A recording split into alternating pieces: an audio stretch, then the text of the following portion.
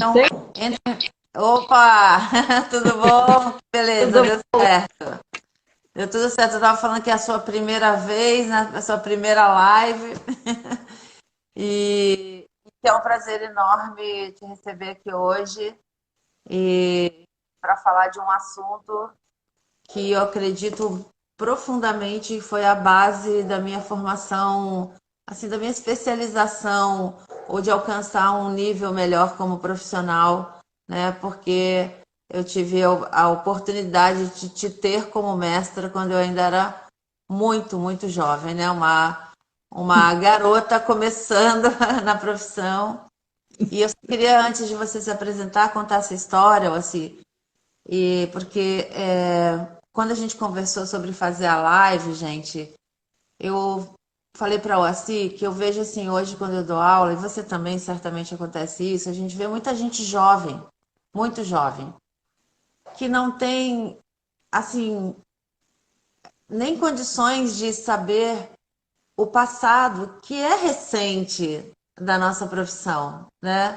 Mas que está perdido, está diluído. Então, a gente se conhece, eu e o Assi nos conhecemos, eu acredito que há 35 anos, né? E Na verdade, eu não sou assim tão velha, que naquele tempo eu tinha 15 anos, entendeu? É, o pessoal não fica pensando, né, que eu tenho mais né? de 100 anos, entendeu?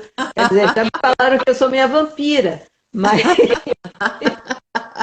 na verdade, eu tinha 15 anos naquela época, foi muito precoce, 7 anos eu terminei o meu estudo de terapia ocupacional, essas coisas. Tem alguém falando aqui, abafa.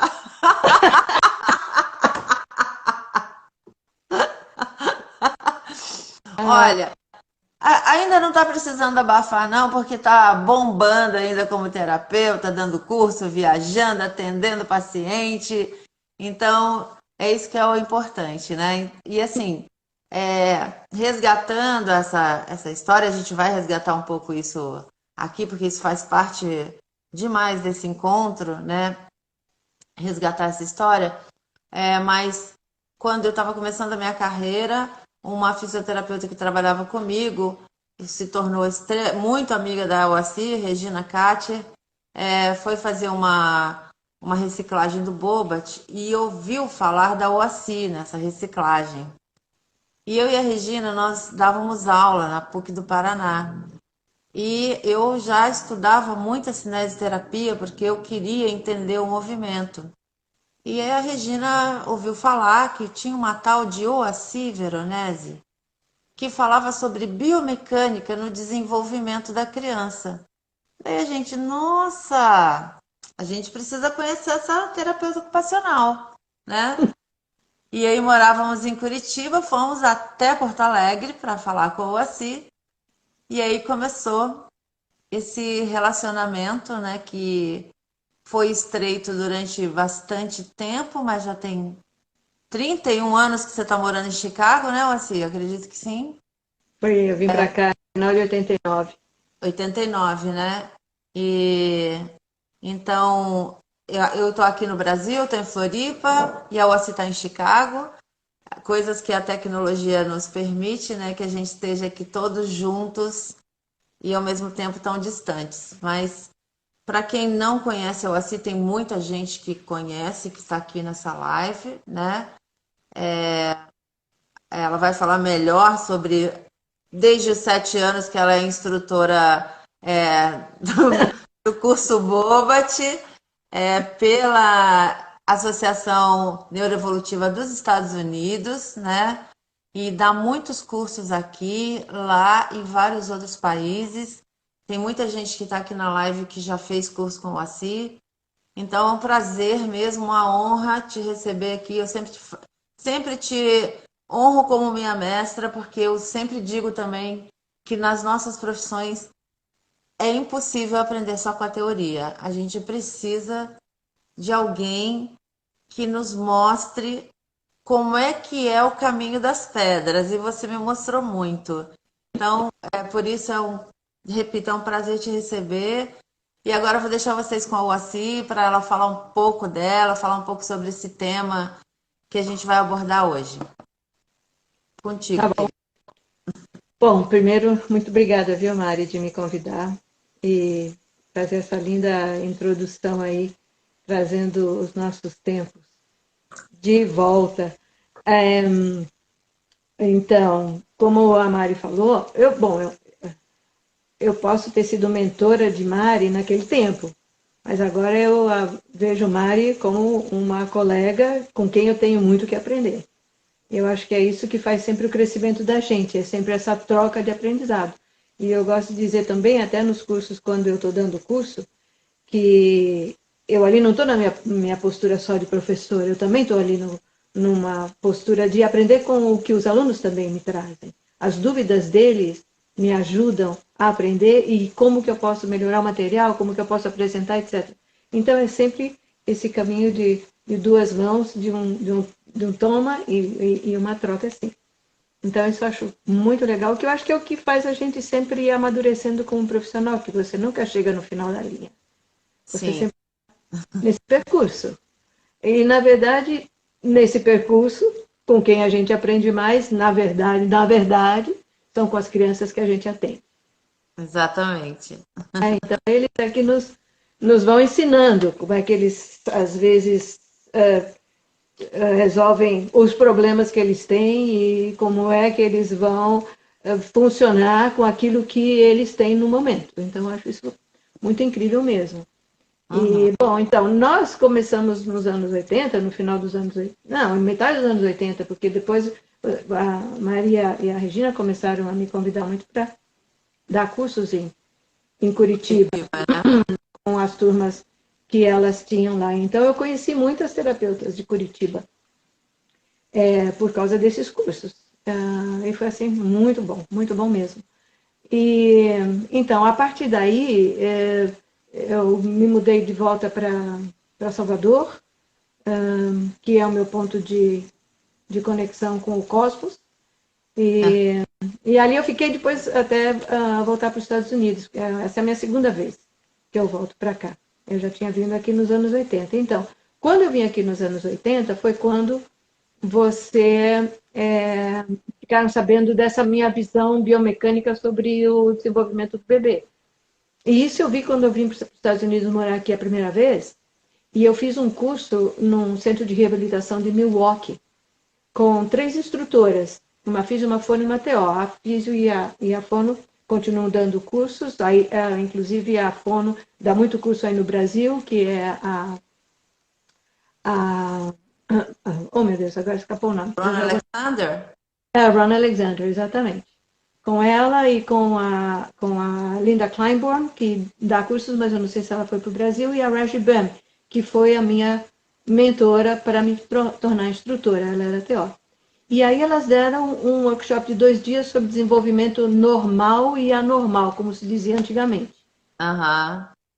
E aí, nossa, para mim foi assim um achado. Puxa, faz muito mais sentido você olhar o bebê se movimentando, vendo tudo que prepara para a função que vai acontecer, para um momento que vai acontecer mais ali na frente, o que prepara para lá e como quando ele chega lá ele continua aperfeiçoando o que deixou para trás. E Uhum. aqui vai num processo lindamente dinâmico e harmônico. Então, a partir daí é que o pessoal das instrutoras aqui começaram a pensar em manuseios dentro do conceito neuroevolutivo em cima da biomecânica, olhando o desenvolvimento do bebê. Então, foi aí que eu comecei então, a fazer meu treinamento para ser instrutora. E daí, quando eu voltei para o Brasil, que foi quando nós nos conhecemos, na verdade, eu, aí já voltei como instrutora. E comecei a dar esses cursos mais de desenvolvimento típico e criativo. Essa é a minha É, trajetória. é interessante porque, assim, pelo menos para mim, eu acredito que para muitos outros profissionais que começaram a aprender com você, e talvez tenha sido isso que ecoou em você quando você também aprendeu, é que existia quase que um mantra dentro do conceito neuroevolutivo, que nem se falava neuroevolutivo naquela época, né, mas Bobat mesmo, que a gente não podia pensar em músculo, tinha que pensar em movimento, que era uma excelente ideia, e é ainda uma excelente ideia. Mas aí a gente ficava sem saber quais eram os músculos que trabalhavam naquele movimento, né? E ficava contando com aquele feeling Isso. que muita gente tinha, mesmo por feeling, por perceber, sem decodificar, mas isso não é para qualquer um, né? Isso é para pouca gente. É. Então, essa decodificação que a biomecânica, que você me mostrou, pelo menos na época, que eu nem era uma pessoa interessada em trabalhar com paralisia cerebral, você deve lembrar disso, né? Uhum. Gostava de pediatria, mas, enfim, como esse é o nosso assunto, né? A análise biomecânica da qualidade do desenvolvimento sensório-motor como base para a aquisição de funções e participação. Aí seria ótimo se você desse uma introdução a isso e depois a gente fosse Conversando. conversando. Então, sobre o feeling, quando eu fiz o meu curso de bebê com a Mary Quinton, que foi naquele tempo, foi nos anos 70, ela dizia, você tem que sentir, você tem que sentir. E, na verdade, com o bebê você tem que sentir. E você sempre tem que sentir. Então, só que no grupo que eu estava, tínhamos 5 americanos. E quando a Mary falava que tinha que sentir, não havia medo delas entenderem. Elas tinham que ter uma coisa mais palpável ali, para saber exatamente. Então, quando a Mary estava demonstrando um manuseio com o bebê, ela falava, mas você está fazendo o que para onde? E onde é que. E a Mary ficava muito nervosa com isso. Porque ela era totalmente feeling, as mãos dela simplesmente se movimentavam onde tinham que se movimentar. Então, eu acho que foi a partir daí, eu acho que a cabeça do americano, que é bastante organizada nesse sentido, é que trouxe essa visão biomecânica para o conceito Bobat, que hoje é o neuroevolutivo. Aliás, aqui nos Estados Unidos agora eles mudaram, este ano, o nome do conceito. Eles não chamam mais de conceito, e se chama, é um modelo de clínica prática neuroevolutiva. É um modelo de clínica prática. Na verdade, é um modelo, não é um conceito. Ele é um modelo de clínica prática, onde você usa os preceitos, os fundamentos do tratamento neuroevolutivo. Então, eles mudaram. Se vocês entram no site da NDTA, vocês verem que os cursos agora são todos anunciados como Contemporary Model. Então, contemporâneo, e Bobat saiu do título. Sim. Entende? Eu mas acho que é estranho, porque assim, foram eles que criaram, né? Então, e deixando o nome para trás, me parece uma coisa um pouco. Eu já falei até numa live aqui, na época que eu acompanhava o Guga nos Estados Unidos, isso nossa, 16 anos atrás. Eu conversava com os fisioterapeutas e eles falavam terapia manual. Tá, mas de quais? De onde veio isso? De que método? Quem criou? Não, virou uma. terapia manual. Eu acho que quando a gente nega a identidade, a gente não tem como progredir, sabe? Claro. Não é uma crítica, mas assim. Não, mas eu concordo.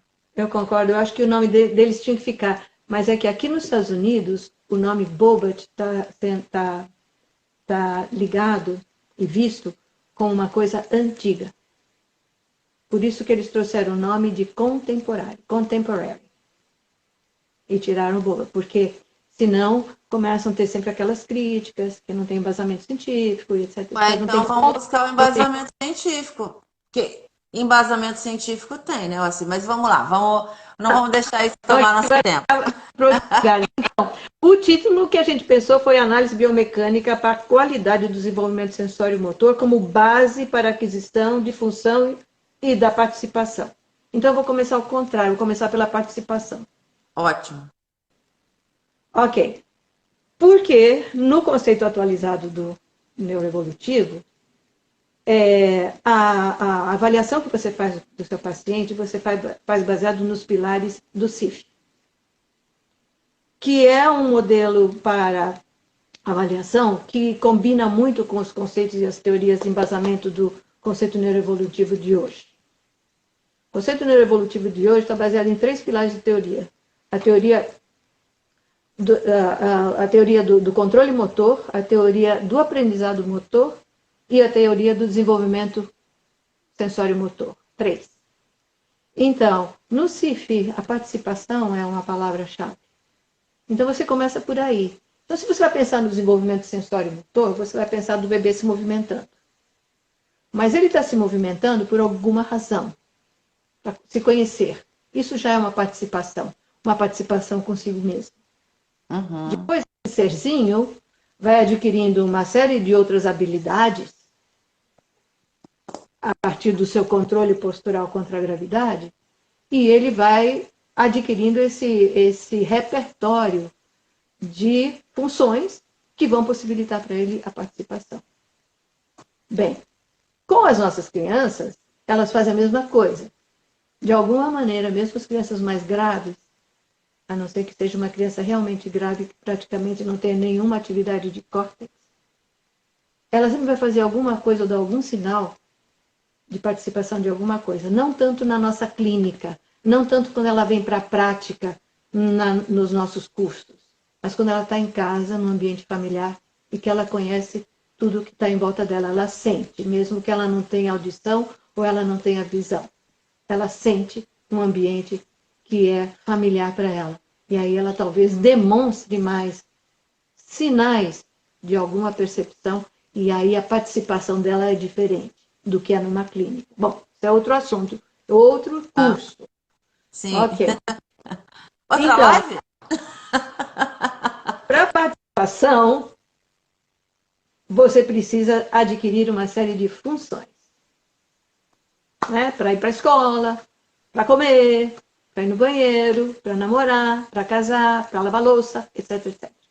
São todas funções que te permitem uma participação. Seja você consigo mesma, você no seu contexto familiar, ou você sendo um ser produtivo na sociedade. Essa é a visão atualizada do CIF e é a visão atualizada do conceito neuroevolutivo. Então, aí começa, então, por que você tem que ter um conhecimento profundo, se você quer aplicar o modelo de clínico de intervenção neuroevolutiva, você tem que ter realmente um conhecimento muito profundo do desenvolvimento sensório-motor típico, porque ele que vai te dar o embasamento para você fazer os seus manuseios. Não se faz aqui, nos Estados Unidos, não se dá mais técnicas de manuseio. O manuseio ainda se fala em pontos-chave de controle, mas a teoria do controle motor é que está bem evidente na aplicação dos manuseios. Então, quando você vai observar o desenvolvimento sensório-motor, você vai pensar no controle motor. E o controle motor depende de do A, do B e do C. Três pedaços, A, B, C. A, alinhamento. B, base de apoio. C, desculpe, coativação. Então, quando você pensa centro de massa, coativação do centro de massa, para ficar bem completo.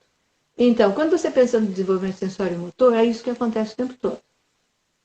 Então, você observando um bebê que começa a levantar a cabeça, você vai perceber biomecanicamente o que acontece. O que vai acontecer é que a primeira coisa que ele vai fazer, ele vai ter um deslocamento do centro de massa dele. Então, ele tem outra informação sensório-motora. Aí, se ele está assim, e ele, ainda quando muito bebezinho, ele tem toda uma informação sensorial motora aqui no rosto dele. Mas ele vai ficar com a carinha assim? porque ele não consegue respirar. Então ele vai virar a cabeça para o lado.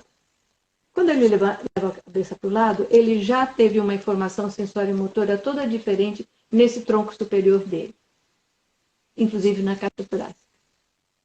Porque a respiração dele vai começar a depender muito desse deslocamento do centro de massa mais caudal. Né? Então,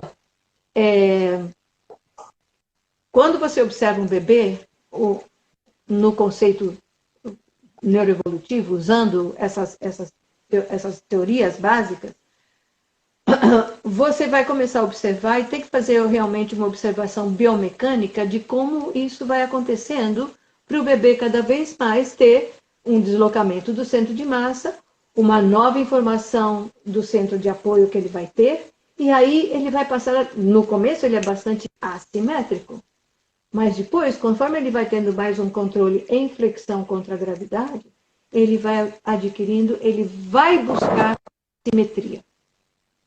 Porque simetricamente ele vai funcionar melhor. Ele vai funcionar melhor a visão, para ter o seu contato com o seu mundo ao seu redor. Ele vai ter possibilidade de utilizar mais os braços, se ele é mais assimétrico. Ele vai começar a poder ter a possibilidade de se explorar com suas mãos. Então, o desenvolvimento sensório-motor do bebê observado sobre o ponto de vista biomecânico é que vai me dar uma base do que eu tenho que fazer com essa criança quando eu vejo como é que essa criança está adquirindo funções. Então, se eu vejo uma criança sentada e ela tem uma flexão torácica muito acentuada, assim, por exemplo, eu vou já saber que biomecanicamente ela vai estar limitada no seu movimento de flexão do ombro. E, consequentemente, ela também não vai ter flexão do húmero. E aí, o braço dela não vai poder levantar mais de 90 graus. Então, se eu pensar numa função, vamos supor que essa criança queira tirar uma camiseta, eu vou perceber que ela vai ter várias limitações que vão impedir a aquisição dessa função. Então, está indo pelo caminho? Tá, eu vou de vez em quando fazer umas intervenções aqui e eu vou desativar um pouquinho os comentários que o pessoal pediu para ver melhor quando você manuseia a boneca, tá? Eu não estou manuseando a boneca. Eu Hã? só estou mostrando uma posição. Eu não estou bem manuseando. Manusear, eu quero dizer mostrar com a boneca. Ok. Tá? Então, na verdade, eu acho que é interessante também a gente mostrar um outro lado para você aqui, assim, porque você, quando você vai dar seus cursos, você geralmente vive num mundo profissional que são pessoas que estão se dedicando à neuropediatria, que querem trabalhar com neuropediatria, que sabem que precisam fazer muitos cursos, porém, existem muitos profissionais trabalhando com pediatria hoje, ainda sem uma boa formação, né? E essa questão toda que você está abordando aqui, que ainda vai falar bastante, sobre funcionalidade, desejo, tarefa, percepção, né? Isso fica um pouco obscuro ainda. E você vê, e esses dias a gente até ouviu, a Gabi está aqui me ouvindo, nos ouvindo, alguém falando sobre assim, eu vou passar um exercício para um bebê. Como se fosse algo que eu pudesse dizer para a família. Ah, agora você pega aqui esse bebê, ó, irmãozinho do seu, mas a minha tá careca. Você pega esse bebê e faz assim com ele, dessa maneira, repete isso, e inclusive existem, assim, eu entendo essa fala, mas eu acho que a gente pode falar, destrinchar um pouco ela aqui falando do bebê, assim, que o aprendizado motor se dá por repetição. É algo que mas é algo que assim, eu não acho que seja completamente assim que essa frase possa ficar sozinha. Porque um bebê, ele não repete, ele aprende. Ele Sim. pode fazer aparentemente a mesma coisa, Mas mas sempre a pode cada ter variedades. exatamente, que Porque é o bebê tem um repertório muito amplo de movimento. Então, parece que é o mesmo movimento, mas, na verdade, tem variáveis em cima do mesmo tema. sim, e eu queria que você falasse como TO para gente, porque vocês são muito mais treinados para isso, porque deveria ser todo mundo, também de toda a percepção sensorial do bebê que faz com que ele não seja repetitivo, que ele tenha esse. Olha, eu estou aqui fazendo a mesma coisa, mas agora eu olhei para o ladinho aqui, percebi uma coisa, minha mãe falou mais alto ali, caiu uma coisa no chão, entende? Que é isso que eu aprendi muito com você, com a Sherry, que é o tal é o feeling, é a observação, é como que a gente entra no mundo do bebê. Aí antes que a gente falasse assim bem aquela coisa biomecânica mesmo, eu adoraria que você falasse um pouco sobre isso, né, desse mundo que é a descoberta do bebê. Então, quando você fala da parte sensorial do bebê, é intrínseco do desenvolvimento do bebê o feedback sensorial dele. O feedback sensorial que ele tem é intrínseco para o aprendizado que ele está tendo naquele momento. Então, esse feedback alimenta também o sistema neuromuscular e musculoesquelético dele. Alimenta o sistema postural dele. Ele percebe. Então, quando ele percebe, quando ele tem essa sensação do movimento, tem uma outra parte do sistema sensorial que se chama sistema regulatório. E o outro que tem o sistema de adaptação. Então, tudo isso acontece assim, supomos. Então, quando ele, sei lá, levanta o braço, ele tem um feedback sensorial do que é o braço dele no espaço. Sem uma informação, por exemplo, quando ele está de bruços, que ele tem uma informação de onde ele está, do chão. É outra informação. Aí, imediatamente, o cérebro dele regula essa informação. Ele não tem uma informação exagerada que quando, por exemplo, ele levanta o braço, ele fala, socorro, levantei o braço. Meu braço levantou. Que legal. Estou com meu braço no espaço. Isso é o ar. Eu gosto do ar. Olha como o meu braço está muito mais livre para se movimentar. O que mais que eu posso fazer com o meu braço livre para se movimentar no espaço? Que é diferente de quando eu estava assim, com o meu braço preso no meu tronco. Agora meu braço sai fora do tronco. Nossa, isso é o espaço? Isso é todo passa pelo sistema sensorial, que tem várias partes. Então ele regula exatamente o cérebro dele, o córtex dele vai regular exatamente o tanto de informação sensorial que ele está recebendo do braço dele sem informação de peso. E depois ele faz uma adaptação. Só que essa adaptação depende da repetição. Porque ele vê o brinquedo e ele faz assim. Quando ele vê o brinquedo, nas primeiras fases que o bebê está utilizando os braços fora do tronco, ele vê o brinquedo e ele se movimenta totalmente. E assim, casualmente, ele consegue bater no brinquedo e se ele tem e se passa dentro da mão o brinquedo, ele agarra. Uhum. Okay. Então, todos isso são pedaços desse sistema sensorial. E aí ele vai adaptar. Ele fala, eu preciso fazer alguma coisa para o meu braço não ficar balançando o tempo todo. Eu adoraria trazer esse brinquedo na minha boca, porque aqui tem um monte de receptores interessantes, que é onde eu percebo melhor as coisas. E aí ele vai fazendo alguma coisa, entrando no seu sistema postural, para ter mais controle. Mas aí ele já teve muita informação anterior se ele é um bebê que ficou de barriga para baixo. Se ele é um bebê que ficou de barriga para cima, dentro do que nós chamamos um container. Sabe o que é um container? Uhum. É o bebê conforto. Se chama container. A gente brinca o bebê desconforto.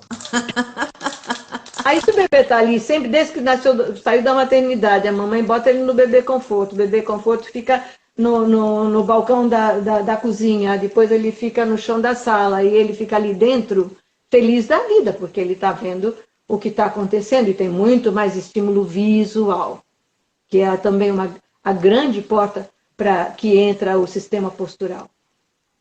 A informação visual. Ele está muito bem ali.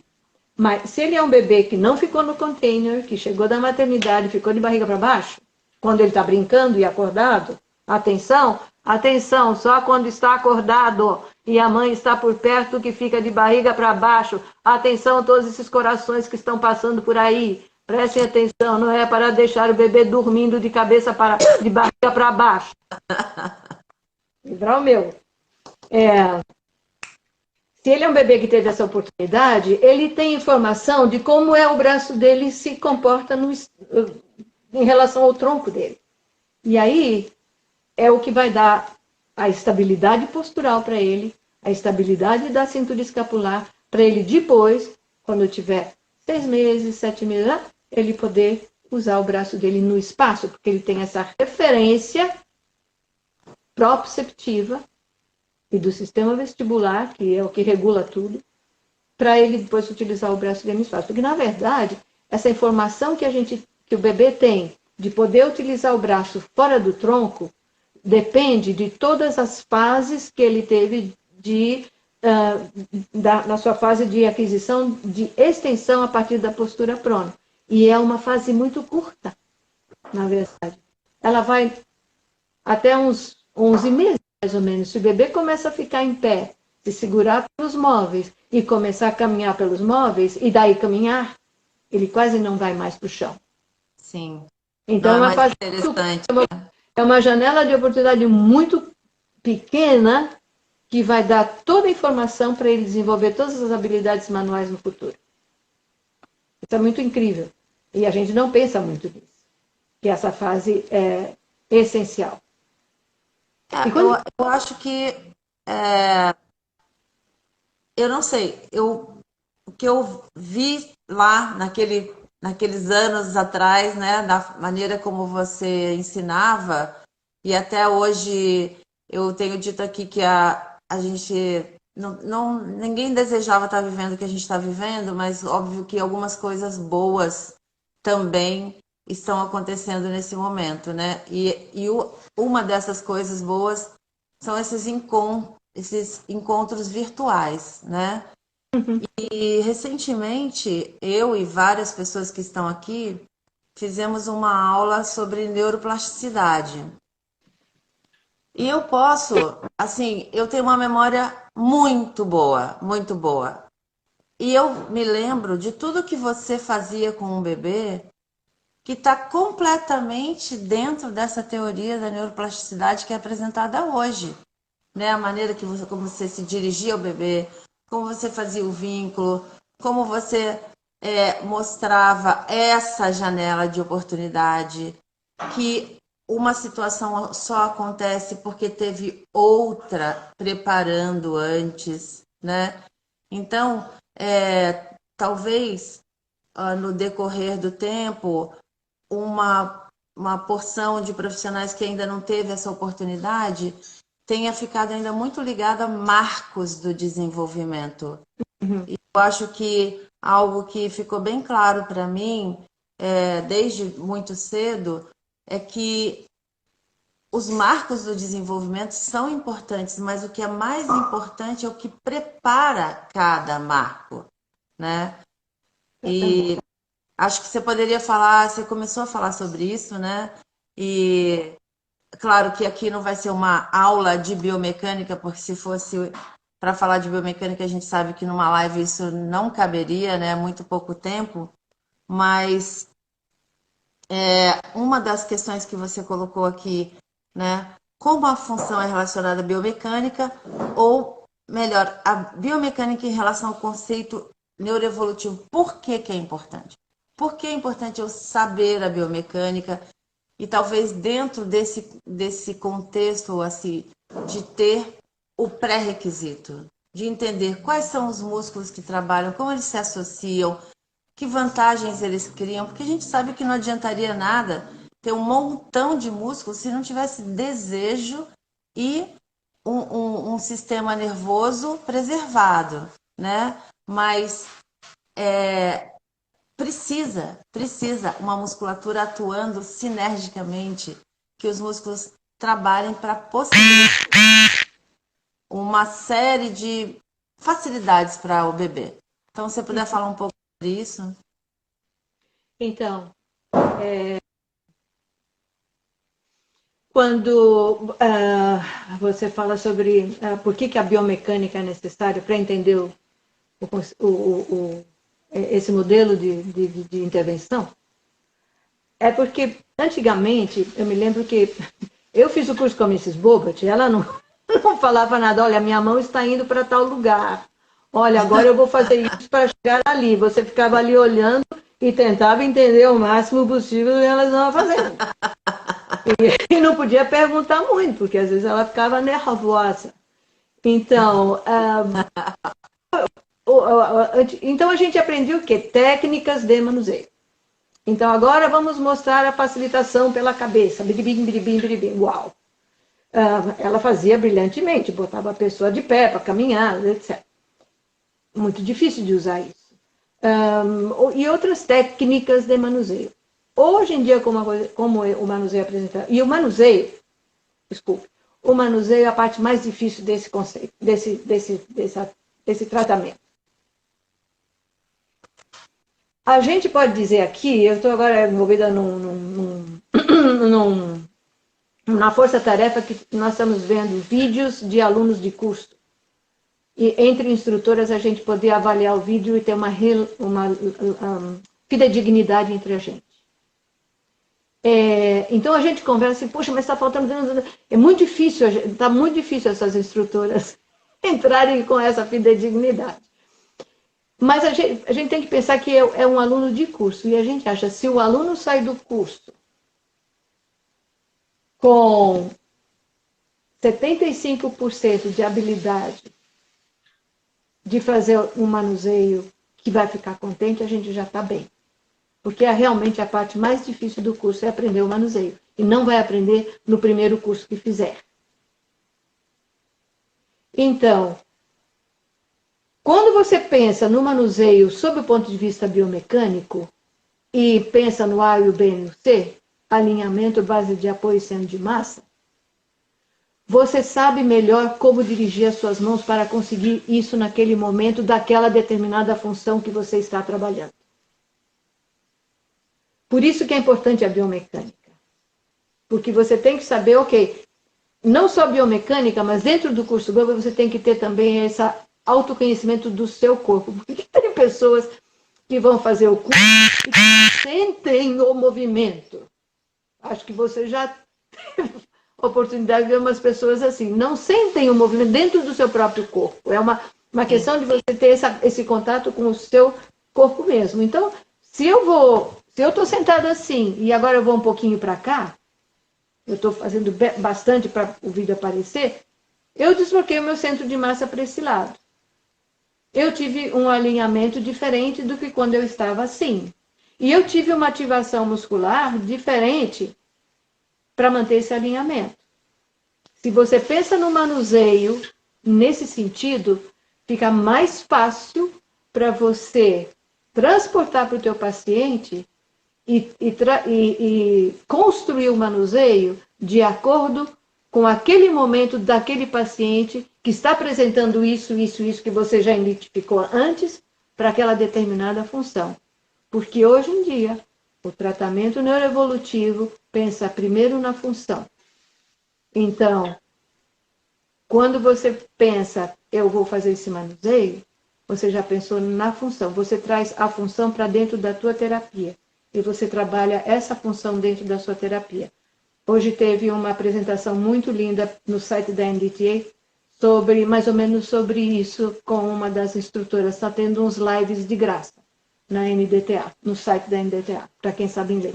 Mas, Moacir, eu não sei se porque eu tive a oportunidade, né, de ver muito o seu trabalho, que é uma terapeuta ocupacional, mas depois também eu conheci a Sherry Arndt, que você trouxe aqui ao Brasil, e depois eu fiz o Baby também com ela.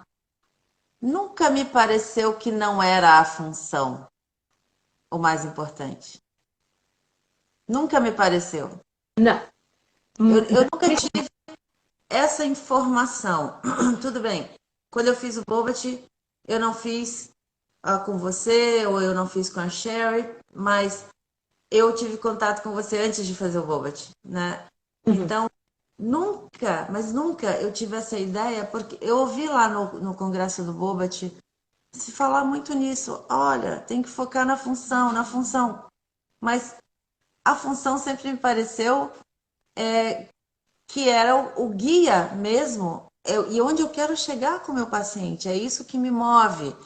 E dentro do que você estava falando, algo que você aconselhava muito, eu acredito que você deve aconselhar isso bastante ainda, que você dizia para a gente: observa o movimento normal de um bebê se desenvolvendo. Observa um bebê se desenvolvendo. Na casa, na rua. Fica, olha muito, né? Porque para a gente ir desenvolvendo, que são coisas muito difíceis. Isso que você falou, eu desloquei meu centro de massa para cá.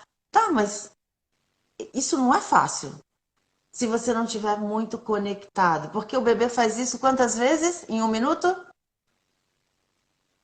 Milhares de vezes. Todas as vezes que ele se movimenta. Exatamente. Então, a Mrs. Bobat falava em função. Mas hoje em dia está extremamente específico. E eu vou dar um exemplo. Por favor. Quando você vê o seu paciente, fez a sua avaliação. Vamos deixar isso de lado, que isso também é outro curso. Você pergunta para ele: ok, o que você gostaria que eu te ajudasse? No que eu posso te ajudar? Aí ele não vai dizer: eu gostaria de ter mais alongamento dos meus isquios tibiais. Eu garanto, nem ele nem a família. Ele vai dizer: eu quero jogar bola. Eu quero subir no carro sozinho. Eu quero ir no banheiro sozinho. Eu quero brincar com meu amigo. Você quer brincar? Legal. Do quê? Porque aí já fica mais específico. Aquilo que ele pensar em brincar, o sistema postural dele vai ser diferente. Se ele vai jogar damas, é uma estrutura biomecânica. Se ele vai fazer um jogo dentro de casa ou jogar uma bola, vai ser outra estrutura postural que ele vai ter que ativar. Então, aí ele te diz. Aí você fala: ótimo, então bora trabalhar em cima disso. Sempre vai validar. Porque uma das partes super importantes da neuroplasticidade que ela acontece através da função e não do movimento. Isso já tem várias coisas publicadas. Tem umas publicações de ele é neurofisiólogo. Ele se chama Jeffrey Klein. Ele está na Universidade de Arizona. Arkansas, desculpe. E então, um dos componentes da neuroplasticidade é uma coisa que se chama salience, que é uma palavra que vai aparecer por aí também. A tradução mais próxima do português do salience é a motivação. Então, a motivação tem que estar presente dentro dessa função. Não adianta você falar: fulano, bora aprender a dar o laço no sapato, que a tua mãe pediu para você dar o laço no sapato. Só que ele tem uma hemiplegia. E é muito difícil para ele fazer isso. Você pode ficar ali trabalhando aquilo muitas vezes. Aí não adianta a teoria do aprendizado motor. Mesmo que ele pratique muitas vezes, ele não vai ter tanto sucesso quanto se ele estiver motivado para fazer. Então, quando a criança fala o que ele quer fazer, você então vai falar: ok, você quer ir no banheiro sozinho. Ok, vai pegar um pedaço dessa função. Então você vai levantar da cadeira e ir até a porta do banheiro, vamos supor. É um pedaço dessa função. E aí você vai fazer a análise dessa atividade. Não só sob o ponto de vista dos sistemas posturais, que aí entra a biomecânica, mas os sistemas sensoriais e do sistema do meio ambiente. Então, depois dessa análise, então é que você vai montar o teu mini objetivo daquela sessão, que pode ser um pedaço dessa função. você vai aí ver todos os componentes de movimento que estão faltando para ele, porque vai ser aquela função que dirige o movimento. A gente sempre tem que lembrar que é a função que dirige o movimento e não o movimento que dirige a função. Um exemplo muito típico é que se eu vou pegar esse copo.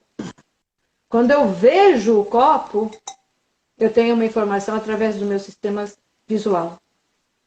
E aí, desde aqui, a minha escápula humeral vai se posicionar de uma maneira XY, que vai posicionar o meu húmero de uma maneira XY, porque eu reconheço visualmente que essa é uma forma assim. E o meu braço tem que estar assim. Não assim. Que já é outra biomecânica. Então, quando se fala em função, hoje em dia, dentro do conceito neuroevolutivo, você não vai tratar para esse menino ficar sentado. Você vai tratar para ele ficar sentado fazendo alguma coisa. Para quê? Então, aí você precisa ter toda essa análise para você poder montar direito, o seu manuseio. Aí você vai pensar, ok, ele senta, mas ele não vai conseguir alcançar o copo porque ele está todo em flexão. Então, eu vou fazer um manuseio específico para isso. Então, vem a tua direção da mão, a direção do input sensorial que você vai dar para dentro da base, qual a direção do movimento que ele tem que fazer para alcançar o copo, etc, etc, etc. Então, ela ficou muito mais específica. É o específico na especificidade, que antes não era. Facilita também para os profissionais, facilita o aprendizado do profissional, né? Exatamente. Porque senão tem que ser só quem tem aquela vocação e entende. É a mesma coisa, tem gente que entende, sei lá, de mecânica, pega algo, desmonta, a pessoa ela tem uma aptidão tão forte para aquilo que ela entende. Mas talvez não dê para ensinar para todo mundo da maneira como aquela pessoa vê, né? E assim fica bem mais fácil de compreender, né, do que talvez ter uma compreensão mais global, né? Vamos ver onde é que vai dar isso e como que está chegando por aqui, mas precisa chegar cada vez mais, né? Eu sempre falo quando eu estou dando curso que a gente tem que trabalhar dentro do desejo do nosso paciente, né? Porque se ele, que desejo e motivação são duas coisas muito irmãs, né? Se ele não desejar, Não faz. adianta. A gente não vai chegar a lugar nenhum. A gente tem uma pergunta aqui, Oci. Qual o impacto da pouca qualidade do desenvolvimento para a postura e o aprendizado escolar? Bom, muitas perguntas dentro dessa pergunta. Muita coisa. Olha, por que é importante a gente se aprimorar a intervenção precoce? Isto é, a intervenção já com intervenção precoce que a gente entende é a partir do 3º mês. Não é com 8 nem com 10. 3 meses. Porque ali acontecem muitas coisas super importantes para o desenvolvimento futuro dele. A qualidade desse movimento vai ter um impacto lá na frente na escolaridade dele. Ok. Se essa criança não teve um atendimento que lhe proporcionou todas as habilidades necessárias até ela estar na idade de estar dentro do ambiente acadêmico, ela em neuroplasticidade, para você aprender uma atividade nova, no geral, você precisa repetir umas 500 vezes. Para você desaprender, são 5.000 vezes. Tá? Então, se essa criança aprendeu a olhar o mundo assim, porque ela tinha toda uma postura assim, porque ela ficava numa cadeira de rodas assim, quando ela chegar num ambiente escolar, ela vai ter uma dificuldade imensa de integrar tudo aquilo que está acontecendo em volta dela para ter um bom rendimento daquilo que está acontecendo. Pensando que cada pessoa aprende de uma maneira diferente. Tem pessoas que aprendem mais pelo sistema auditivo, tem pessoas que aprendem mais pelo sistema visual.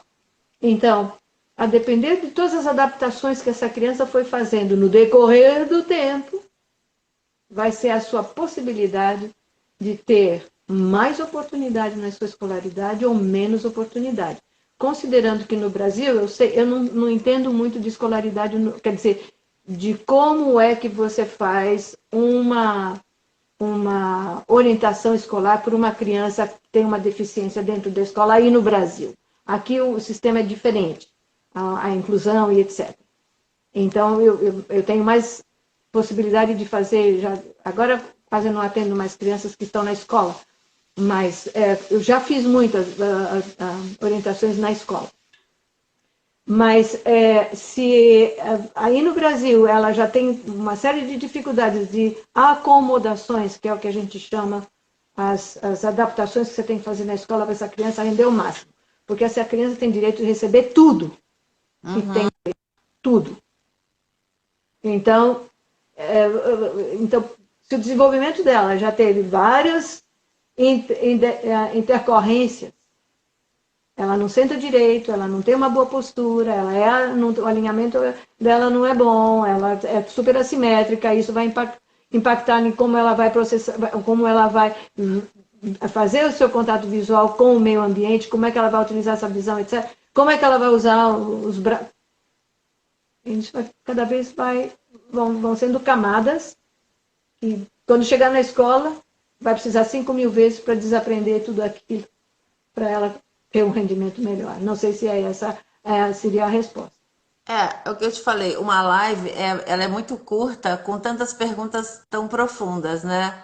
Mas eu acho que você falou no início da sua resposta algo que é fundamental, é começar cedo, né? Quem tem a chance de ser assistido de uma maneira global logo cedo, é que vai ter os maiores benefícios para qualquer situação de aprendizado, seja escolar, social, emocional, enfim, né, de desenvolvimento nesse sentido. Ou assim, uma live. Deixa eu falar uma coisa para você, só uma coisa, que tem a ver com você, sobre o que acontece lá para trás, bem no começo, que é bem onde você está, você atua. Estava um dia numa prática de um curso básico neuroevolutivo. As crianças vêm, para quem nunca fez o curso, sabe? Tem crianças que vêm para as pessoas fazerem uma prática com elas. Geralmente são dois participantes do curso e uma criança. Então tinham 12 crianças. Então eu falei, eu quero ver quais dessas crianças que têm um sistema respiratório funcional na medida do possível para as habilidades que estão querendo dar para essas crianças. Sentar, brincar, usar o braço, passar o carrinho, escrever na parede, sei lá. Nenhum. Um deles, eu olhei e disse, nossa, olha só como é que a caixa torácica desse menino, ela está realmente conectando o tronco superior com o tronco inferior. Ela está funcionando para fazer essa conexão, para ele ter um bom movimento. O que aconteceu com ele? Bom, aconteceu que esse menino, ele adquiriu uma hemiplegia por um acidente de carro. Então, até 4 anos de idade, ele era um... desenvolvimento dele. Eu olhei aquele menino e falei, nossa, nunca vi. Diferente. Todas as crianças das práticas que eu tenho visto, aí no Brasil, na Argentina, no Chile, quando vem para a prática, já tem 3 anos, 4 anos, 5 anos, já tem um sistema respiratório hiperdeficiente. E aí fica difícil realmente para você dar uma oportunidade para esse sistema postural realmente ficar bem funcional para aquilo que aquela criança tem que fazer, inclusive na escola. Sim. É isso. Deixa eu só te falar uma coisa aqui para o pessoal também. Eu nunca consigo acabar uma live na hora. Se cair, a gente vai voltar só mais um pouquinho, tá? porque tá quase acabando o nosso tempo. Aí o Instagram vai desligar a gente se conecta de novo. Ok, Mas tá bom.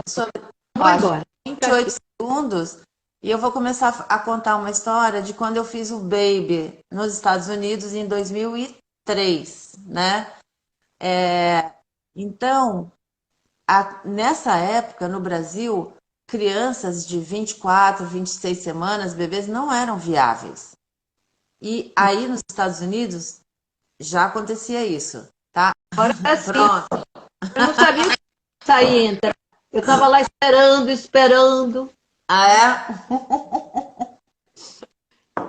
Então, conta Então, qual é a história. aí, continuando, quando eu fui... quando chegaram as crianças para os bebês que a gente ia atender no Baby, todos tinham muita doença respiratória. E ou alimentar, né? A minha bebê, que eu lembro que ela era uma bebê que pra gente aqui no Brasil, imagino 2003, ela tinha nascido com 500 gramas. Era uma bebê filha de 2 médicos, né? Um casal de médicos. E essa menina, ela tinha um refluxo que ela vomitava assim, em jato mesmo. Bebês dependentes de oxigênio, traqueostomizados. E aí a Sherry comentou: isso é uma coisa dos novos tempos. Mas por que dos novos tempos? Porque esses bebês antes, eles morriam. Uhum, com certeza. Eles morriam, só os menos graves do ponto de vista respiratório. E também não tinha tecnologia, não tinha manejo adequado com esses bebês. E a maioria não sobrevivia mesmo. Então, hoje, cada vez mais a gente vai lidar com esse bebê que tem doença respiratória crônica, né? Não só aqueles que têm broncodisplasia, por exemplo, mas tem muitos bebês que têm a fragilidade do sistema respiratório pela imaturidade e que vão se tornar crianças que vão frequentar a emergência, frequentar o hospital, que vão ter várias pneumonias, né? Então, se esse bebê que você vê é a criança que ou tem o risco ou ela já está diagnosticada com paralisia cerebral. Então, esse bebê, ele perdeu nos dois sistemas. Ele já tem a fragilidade respiratória, pode ter tido uma asfixia, pode ter uma doença crônica ou ter sido extremamente prematuro, né? A Cris Baez está falando crianças cada vez mais complexas, com certeza, né? A gente não tem problema em um sistema. E antes também o que acontecia, assim, a gente não entendia. É bom a gente também deixar claro isso. A gente não entendia. Era muita coisa, não tinha informação, né? Então, isso que você falou alguém fez uma pergunta aqui pra gente, que a gente até conversou antes, e eu disse, a gente não vai ter como responder diretamente essa pergunta se existir uma escala para avaliar a funcionalidade motora associada à respiratória. Não diretamente, mas assim, São nós dois. estamos combinando um curso, né, assim, que agora essa pandemia vai atrasar, já tem um tempo que a gente está conversando sobre dar um curso juntas, até a Vanessa falou da gente fazer isso aí em Chicago, né? Mas desde que não esteja aquele frio. No verão. No verão, no verão. Mas são coisas também que a gente precisa desenvolver, voltar o olhar, não só o olhar, por exemplo, eu sei que eu fiz uma formação no conceito neuroevolutivo, ainda aqui no Brasil, né? Mas eu tenho um outro olhar. Então, acho que vai ser bom a gente juntar mais esses olhares e tentar trazer respostas ou conversar com mais e mais gente para a gente entender esse bebê complexo que a gente tem cada vez mais presente no nosso dia a dia e trabalhar para que eles sejam tratados com muita técnica, mas especialmente com uma compreensão de quem eles são, né? Porque para você ser muito técnico, e assim, eu queria até que você falasse um pouquinho sobre isso. Juro que vai ser a última coisa, talvez ninguém fez perguntas. Tem uma pergunta aqui, um curso teórico online. Depois faríamos a prática. Alguém está sugerindo. A prática aqui. Em Chicago, né? Algo que você sempre mostrou muito bem e que eu sinto que é bastante difícil, é difícil para qualquer um, é a questão do vínculo. E dessa conversa que você sempre teve com o bebê, né, ou com o menino, tratando ele como se ele fosse muito igual a você e falando com ele dessa maneira. Fala um pouco para o pessoal que está assistindo a gente sobre o seu sistema de vinculação com o bebê. Ai, eu acho que isso é uma coisa que sai tão espontânea. Eu gosto de criança. Bom, desde o bebê até... Então, quando eu vejo um menino de 3 anos, 4 anos, 5 anos, eu converso com ele para saber dele. Para saber dele. Não sei. Aí, quando eu estou com o bebê, é a mesma coisa. É uma pessoinha que está ali. Ele sabe muito mais do que a gente imagina. Muito mais do que a gente imagina. Então, mesmo que ele não use um sistema de comunicação oral, com palavras, ele se comunica de um monte de outras maneiras. E eu acho que isso que a gente precisa estar atento dos sinais sutis que o bebê tem de se comunicar e a criança que tem uma deficiência tem de se comunicar. Principalmente o bebê, que ainda não tem uma comunicação através de linguagem, mas ele se comunica de muitas outras formas. Seja pelo olhar, seja pelo movimento, seja por uma cabeça que vai para o lado, porque ele diz, eu acho que agora você está conversando demais para mim, eu preciso dar um tempo. A única forma que ele tem que fazer é desviar o olhar de você. Às vezes nem vira a cabeça, ele só desvia o olhar. Ele pode estar muito... Ele está dizendo, dá um tempo, por favor. Então, o teu papel é falar, zíper. Nada. Não mexer, não arrumar o pezinho, não mexer na camiseta, é nada. Nada é nada. E esperar ele. Esperar o momento da criança. Ele é que vai te indicar por onde você tem que ir. Não é a gente que vai indicar ele, não. Sim. Ele diz, por aqui tá bom, tá legal, vai por aí. Ai, a tua mão tá aqui na minha costela, tá ótima, Maria Ângela, deixa aí que tá ótimo. Ai, como eu tô conseguindo respirar melhor. Ai, como tá bom. Opa, agora eu não gostei, não. Foi demais. Para mim, eu acho isso muito simples.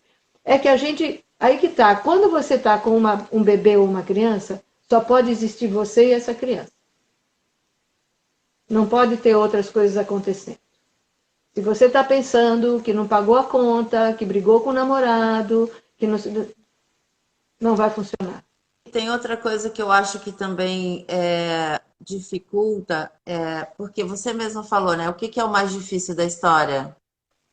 É aprender a manusear, né? Então, muitas vezes, enquanto o profissional ainda não se sente à vontade no manuseio, ele também não consegue dominar essas funções todas. Nossa, aqui 1 bilhão de coisas, eu ainda tenho que me relacionar com esse bebê e perceber tudo nele, até um olharzinho para o lado. Tem que dar o desconto. Eu não peço tudo para o profissional que está fazendo um curso comigo. Principalmente, eu dou curso básico com crianças que já têm uma patologia estabelecida. Eles estão muito preocupados aonde que vai a mão, como é que eu vou fazer isso, e ainda tem que brincar, e ainda tem que ver como é que a criança está se comunicando. É muita coisa. Então, eu sempre dou um desconto, porque eu sei que ele está muito preocupado naquilo acontecer. Depois que passa a prática, a gente vai conversar. Agora, para você com RPA, é um pouquinho mais difícil isso, porque você está com a mão naquele bebê ali, as coisas acontecem assim, muito rapidamente com o bebezinho. Então, Sim. às vezes você não pode esperar, porque senão pode dar uma coisa muito errada. Né? Com uma criança maior, o risco não é assim tão grande. Lógico que tem risco, por isso que a gente está olhando todo mundo o tempo todo. Mas não como no caso de um bebê. Mas é assim mesmo, é o processo de aprendizado. Não adianta. Eu não sei quantas vezes você já ouviu um profissional dizer para você: ai, mas eu gostaria tanto de ter suas mãos. Ai, eu queria ter tuas mãos. Ai, eu vou pegar em você para ter tuas mãos. Não vai ter. Sabe o que você faz? Vamos trocar? Eu fico com os teus 21 anos e eu te dou os meus 50 anos de experiência. Bora trocar? Não tem como, porque você só vai aprender fazendo. Só Sim. vai aprender fazendo. Então tem que fazer e fazer e fazer. E não se frustrar, porque se frustra, aquele certificado do RTA ou aquele certificado do Bobat só fica um enfeite na parede. Não vai sair dali. E na verdade, assim, eu acho que faz muito pouco tempo que eu entendi que a maioria dos pacientes serão tratados por profissionais não tão habilitados. Uhum. Isso é uma questão difícil de tocar, né? Mas assim, é porque é tanta especificidade nessa formação, você precisa aprender tanta coisa e o profissional, ele precisa, primeiro, ter muito desejo de fazer aquilo, ter uma crença de que ele vai trilhar aquele caminho que ele quer, vai dar certo, ele vai conseguir ter uma vida plena, não só do ponto de vista da realização ali na terapia, mas também financeira, né? Mas só que tem muito paciente, Uhum. muita gente a ser atendida, principalmente porque agora a gente tem, né, há anos já tem essa tecnologia que salva muitas vidas dos bebês, mas também ainda existem muitas sequelas. Uhum. Assim, há poucos meses, assim, eu participei de um simpósio em Belo Horizonte e um médico brasileiro que mora nos Estados Unidos há muitos, muitos anos e que acompanha o trabalho de um outro médico que ventila os bebês na UTI de uma determinada maneira, que assim, está comprovado que esses bebês ventilados dessa forma vão ter menos paralisia cerebral e menos broncodisplasia. Aí chegou uma altura, eu perguntei para ele, mas por que você acha que ainda o mundo resiste em fazer isso? É uma ótima pergunta, eu não sei. Eu não sei porque eu era um médico intensivista, neonatal, um neonatologista, que eu queria a tecnologia, eu queria ver o respirador X, Y, Z. Uhum. Até eu me render que eu não precisava de 200 respiradores de ponta, mas que eu precisava aprender a ventilar o bebê de uma maneira e acreditar e saber que o simples também depende de um aprendizado longo, Uhum. né? Então, você vê numa questão como essa, assim, para mim é algo quase incompreensível. Como? Se já chegou à conclusão que você vai ter muito menos paralisia cerebral, muito menos broncodisplasia, Uhum. continua se fazendo diferente, né? É. Uhum. Mas é algo que a gente vai precisar conviver, mas é muito bom também quando a gente pode ter a oportunidade de, às vezes com pouco, como você disse aí, olha, só uma olhadinha que ele dá para o lado, ele está te dizendo. Talvez isso nunca mais saia da cabeça de alguém que está aqui Uhum. nos assistindo, como várias coisas que você me disse lá atrás, esses dias eu falei uma numa live aqui, que é algo que ficou muito na minha cabeça, muito, que você dizia, terapia não tem agenda. Não chega com seu caderninho pronto, eu vou fazer isso com esse bebê ou com essa criança. E você não vai, a não ser que você faça a revelia. Fala um pouco sobre isso. Terapia não tem agenda. É a Então, última, é a última, eu prometo, é a última. olha, eu ia até completar isso, eu ia completar assim, não trate o diagnóstico, Maravilhoso. porque se você já olha e vê, é uma criança com uma diplegia espástica. E aí você já vai olhar aquela criança, você não vai ver o João, você vai ver o diplégico espástico, que isso é uma outra coisa que me incomoda muito, chamar a criança pelo diagnóstico. Sim. Isso é muito desrespeitoso. É o João que tem uma diplegia, é o João que tem uma paralisia cerebral, é o João que tem uma hemiplegia, ele não é um hemiplégico. Ele é... Aham. Então, se você já vai com essa predisposição, com esse diagnóstico na sua cabeça que você leu no livro, aí você já vai tratar a diplegia espástica, e você não vai tratar o João. Ele é um ser que apresenta toda uma problemática motora, toda uma problemática sensorial, ele tem o emocional, ele tem a personalidade dele, ele tem uma família, ele tem o meio social dele onde ele vive, ele tem a cultura brasileira, argentina, chilena, americana, etc. Que tudo isso vai formar o João.